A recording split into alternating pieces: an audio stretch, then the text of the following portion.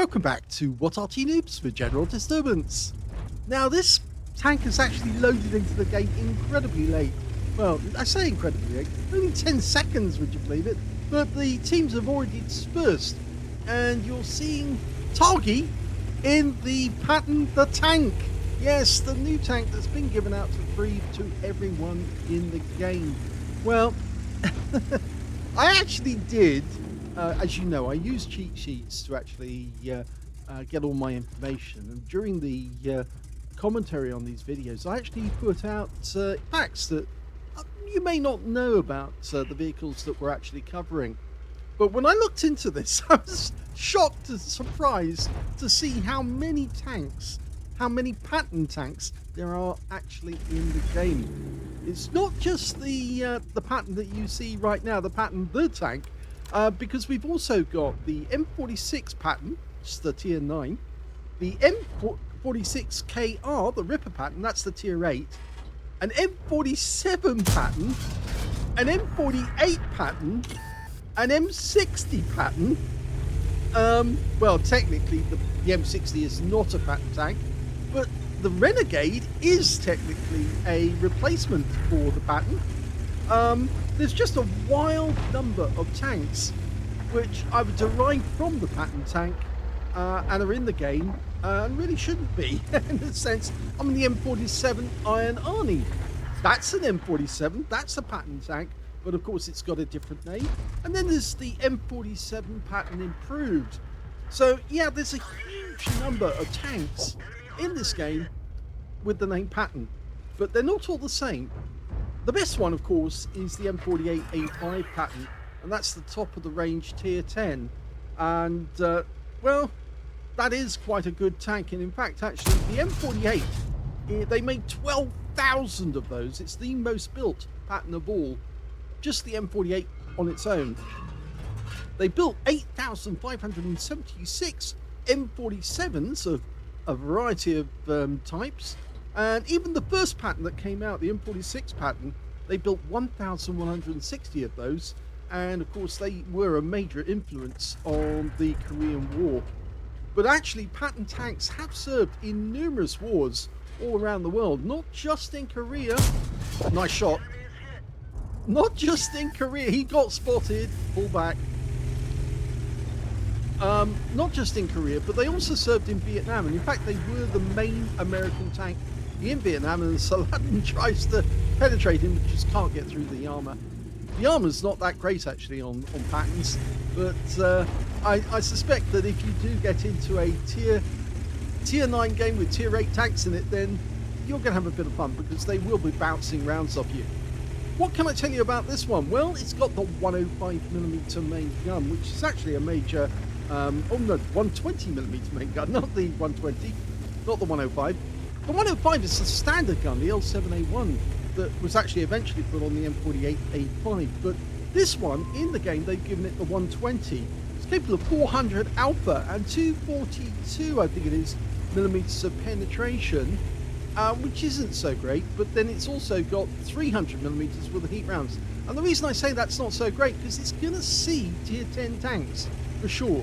You are definitely going to see tier 10, and anything less than 350 penetration, you're going to be having trouble.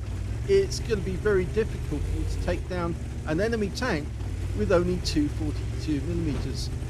Shell velocity is okay, you can see there 1,000 meters per second. Same for the heat rounds, actually, for that matter. And of course, with the 120mm, you've got decent alpha, but then you've got a decent alpha with the 105mm as well. Now, somebody saw him there and he decided to weave. You notice the massive weak spot directly on top of the hull, on top of the turret. Yep, it's got one of those cupolas, and it may have been the FV207 who saw him. Oh, but it's the SU-130PM who puts a hole in him. He's auto aimed on, and he does get a hit. Now would be the time to use the HE rounds, I think, more than anything, because if you've got HE, 515. So basically, you can trade shot for shot with the SU-130, and they've only got 10 hit points more. It's actually a decent tank. If you put the stats together, you can see that they're all about the same. They've got about a tank of about 53 tons in weight, or around 50 tons in weight. Decent performance, decent gun handling, good alpha.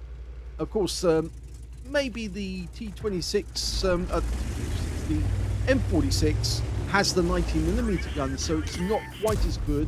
Yeah, he shouldn't have auto-aimed on that guy. He should have manually aimed out those shots. You don't want to auto-aim because it's not reacting quite as fast.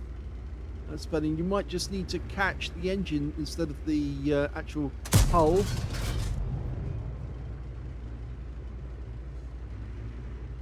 Okay, he's Tarky's stuck for the moment.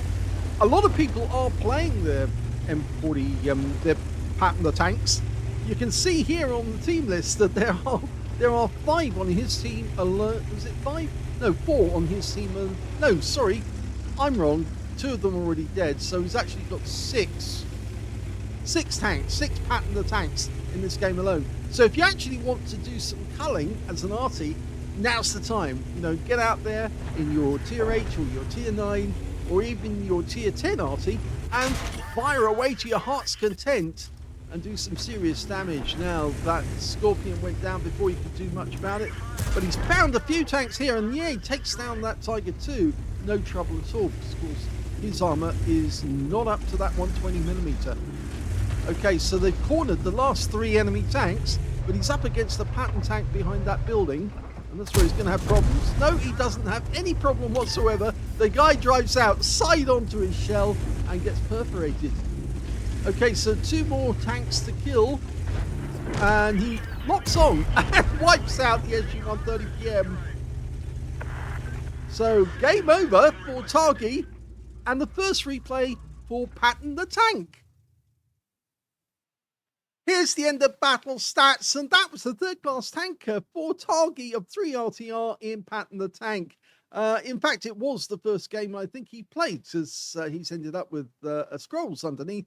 And he also picked up a Reaper for taking down 3 enemies with consecutive shots, as well as a spotter badge for spotting at least 1,000 hit points of damage, a duelist for taking down 2 tanks who damaged him, and a fire effect for doing more damage than hit points to his own vehicle. His win rate from that one, 2,530. And he played very conservatively in that game. He wasn't aggressive at all, and actually loading into the game late actually helped him a great deal, because I think it made him following or catching up with the others, and most of the others had already died, or the weak ones had already been dismissed from the game, and he was just going around collecting and killing the remaining ones, which were already fairly badly damaged. And I'm not saying it was an easy game for Targy. I'm just saying that he was fortunate that he loaded in late, because it made it much easier for him to get a good result out of it. But if we look at team score, we can see the highest damage in the game actually ended up being the Renegade on the enemy team, and that's basically an improved Patton. 3,675 hit points of damage went to that guy. He's got a 105mm gun, but the Renegade is actually treated as a heavy tank in the game, whereas the Pattons are actually mediums. The second highest damage turned out to be the Progetto 46 on our team with 2,962, and second place was Patton the Tank by 2,841. We can see that Targy got 2,027, so he was actually up there with the top guys, but of course these were the ones who actually went down fairly quickly, because of course they were going all at it with their brand new tanks. When it came to kills, it was the Progetto 46, 4 kills to him, 3 kills to Targy, and also to the Patton tank on the enemy team. I think that may have been the one that he killed right at the end of the game. Just check that to see, because no, it's not actually. No, they were different ones actually, so maybe they got killed by somebody else. But going back to the details, we can see that 2 kills also went to the SMV CC67, and only 4 players on the enemy team actually managed to get a kill, and one of them got 3 kills. So I suspect that this one is actually quite a good player, and so he was out there. He was using his tank correctly. The other ones just drove outside onto targets and got wiped out, just like Targy's Patton kill. When it came to base XP, Targy's in second place, because the Progetto managed 1,198. Targy got 903, and the third place was the Borsig, who managed 888 out of that game.